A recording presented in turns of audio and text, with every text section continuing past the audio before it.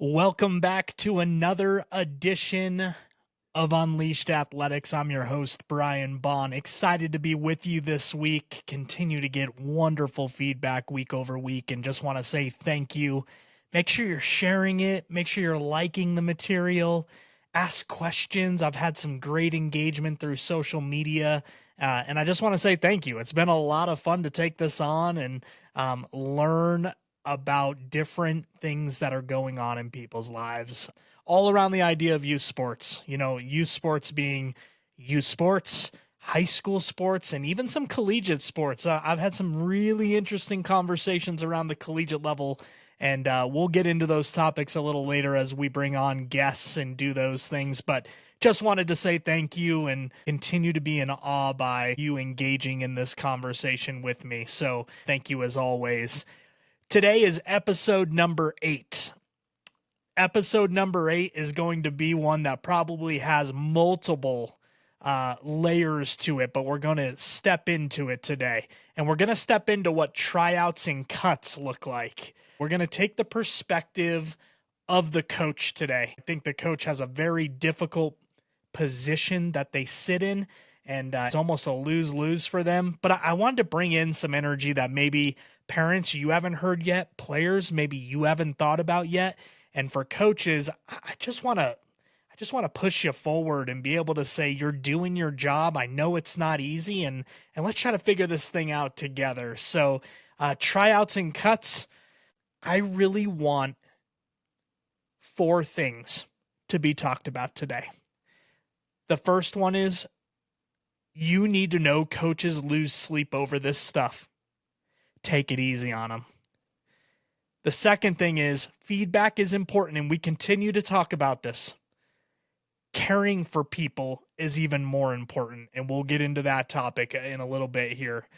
Number 3, tryouts really should be short and sweet.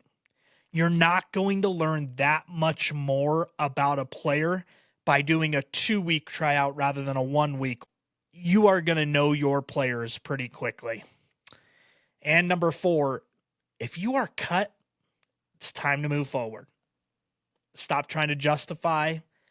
Stop saying coach plays favorites or picks favorites. Go get better or do something new. So those are the 4 things we're going to talk about today. I hope you're excited to jump into these. As always, I am not looking to stir the pot. I am trying to evaluate based off of 20 years of experience, really at the high school level.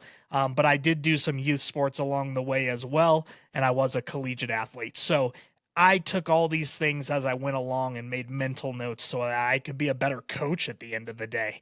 So going back to number 1, coaches lose sleep over this stuff. Take it easy on them.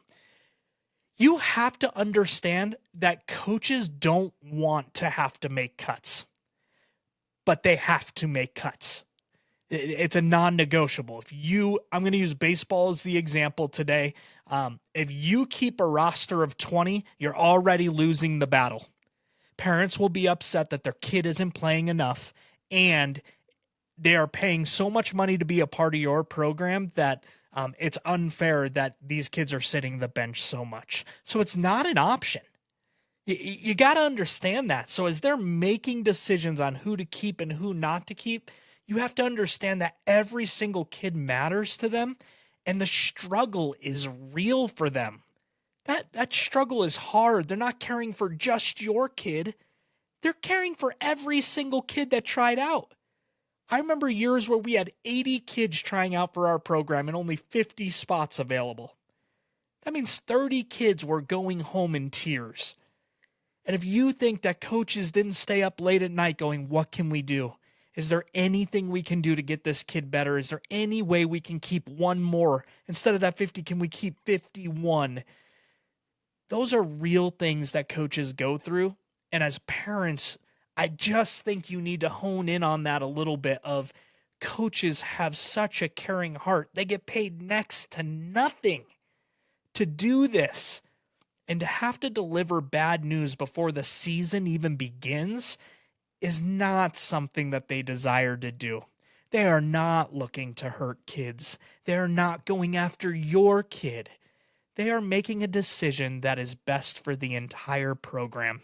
And whether your son or daughter does or does not make a team does not stop them for caring along the way. Now, can coaches get better at that? Absolutely. And that really takes us to the next point. We know coaches are losing sleep over this. It is not an easy situation to grab onto. The second thing is the feedback is important, but caring for people is even more important.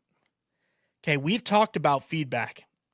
If you want parents, kids, anybody else to understand why you build your teams the way you do, have a metric base for it. The numbers don't lie. We've already talked about it, so I'm not going to hone in any longer on that. But along the way, they can't just be a digit. They can't be the 85-mile-an-hour fastball so they make the team. They need a name. They need to be cared for. And they need to know that you knew them further than just being a baseball player. Let me say it again. Coaches, you need to understand that they need to be more than just a number. Okay, there's going to be a kid that can only throw 40 miles an hour at the high school tryout. And that's okay, because that's where they're at. And there's going to be a kid that throws 95 miles an hour. And that's okay, because that's where they're at. But you cannot treat them differently because they're 45 miles an hour to 95 miles an hour.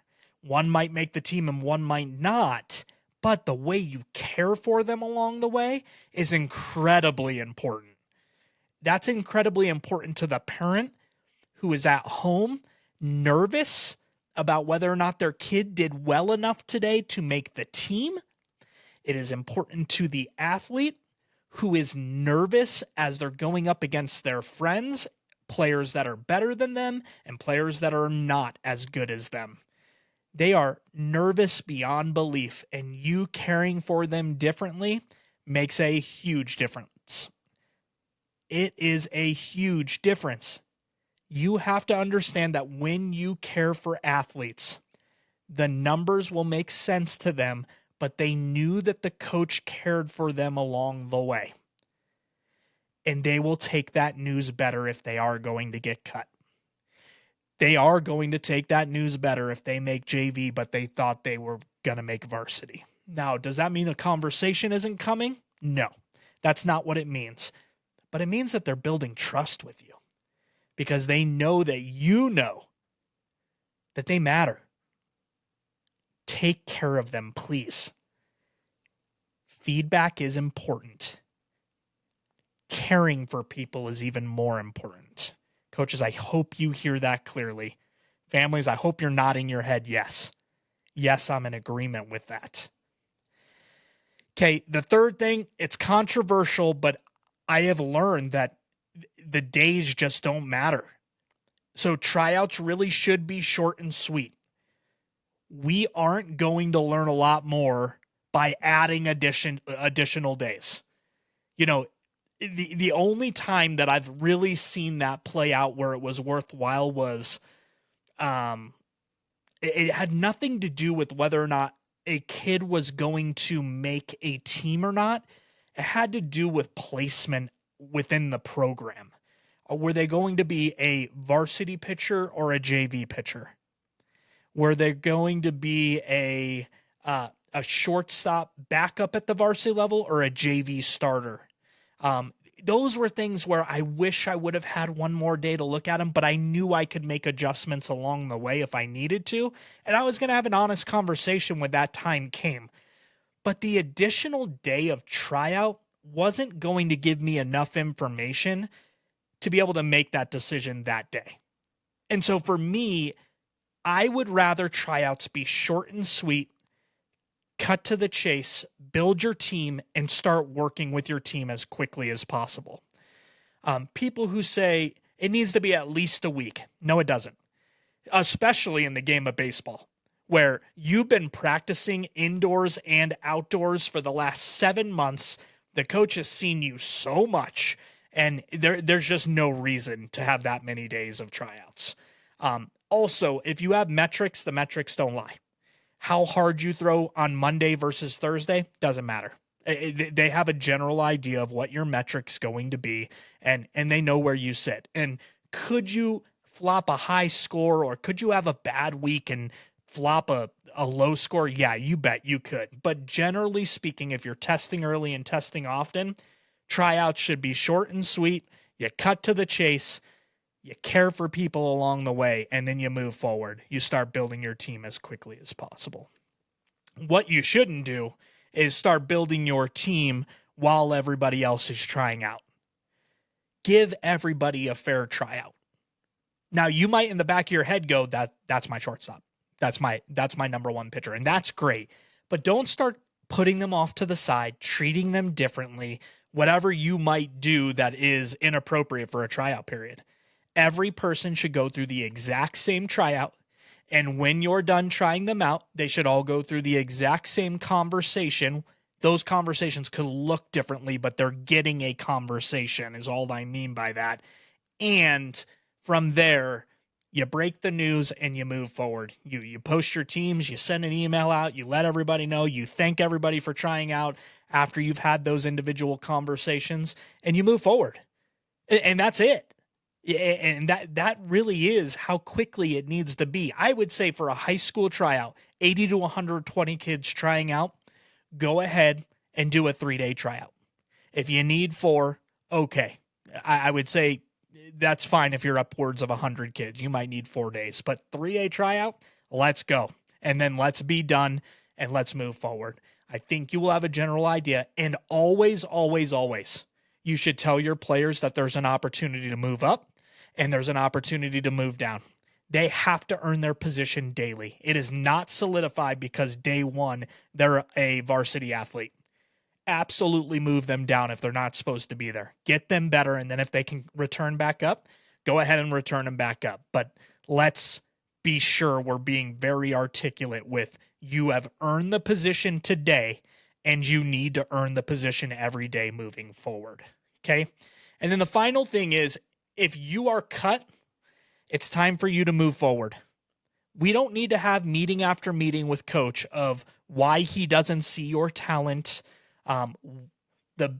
why people are telling you that he didn't like your son to begin with, so he's not going to ever get a fair shot within the program. We're just not going to play those games. If you're cut, go get better or go do something new. You choose. It's not up to me to tell you how to live your life, but I will tell you that going family after family the week of cuts, coming in and telling a coach, you just didn't like my kid. You just didn't give him a fair shot. He had a bad week. He was tired. All of those different things all point back to a root cause that's really, really important. And it's that you're not allowing your kid to fail enough. You're not allowing them to accept difficult information that truly will make them better in the game of life. It is okay if you don't make the team this year. It is inspiring if you do make a team this year. And it is fantastic if the coach loves you or whatever that might be. But please don't start writing a story in your head that is untrue. Don't start writing a story that other people helped you write. Go in, if you absolutely need to, and have a conversation with the coach if you really feel like he missed it. But otherwise, move on. Move forward. Learn to be better. Face adversity differently. I just think so much time is spent on telling coaches why they were wrong rather than having a conversation of how can he get better? What can he do to be his very best? How did he fall short during the tryout? And if we figure those things out, we are going to be in a much different situation with our coaches, families. You're going to have a much different perspective with those coaches. And players, you're going to have a laser focus. If you really want to make that team, you will have a laser focus of what you need to do to get better. Period. End of story. So that's kind of where we end today. Spring tryouts are right around the corner. And I just want you to hear that if you make a team, congratulations. And if you miss the team, that's okay. You are still loved. You still have great plans ahead of you. And if you desire to be even better, go get it. But do the work.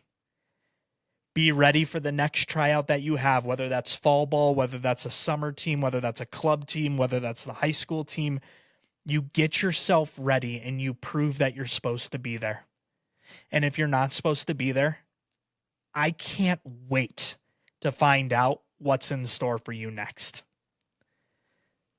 I can't wait to see, while you love the game of baseball, what might be lying around the corner for you that you're going to be so much better at that you just never had time for because baseball was in the way.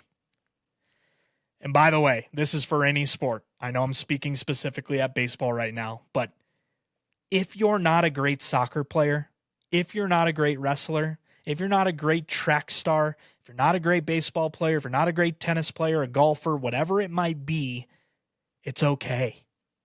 Because there will be something you are going to be great at, and I can't wait to see what that is. Parents, be encouraged by this. Yes, you put a lot of money into what they've done, but at the end of the day, it's okay that it's not that thing. It's okay that it might be something different. And it's okay that while the money might feel like it went down the drain, there are so many lessons that were learned along the way that someday you will look back on and appreciate, that it'll all be worth it. It'll all connect together, and you will love every single minute of whatever your son or daughter has planned next. I finish with this. Good luck to everybody. Tryout week is no fun. No fun for the coaches, no fun for the players, and definitely not fun for the parents. But I wish you great luck. I hope that your son or daughter performs at the very highest level that they're able to. And I hope that coaches, you are the most caring people while still giving appropriate feedback along the way.